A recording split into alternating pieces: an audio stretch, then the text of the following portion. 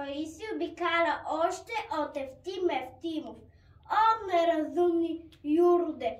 Поради що се срамиш да се наречеш българин, поклонник на чужди етикети, на чужди гербове и имена? Винете ни, винете ни, винете, макар да нямаме вина, за любовта свещена и голяма към тази чудотворна родна пръст. Родили сме се българи и няма на други да отстъпи своя кръст. И припомнете си, къде до днеска от ризи на обесени мъже е шито знаме, за да има Левски и да умре безсмъртен на мъже. Заключени за черните решетки на своите карирани палта, коя от ризите ви ще затрепка и родно знаме ще ни спомня тя. През тези кратки дни и дълги нощи, застанал до прозрението пръв, отец Паисий обикаля още и проверява българската кръв.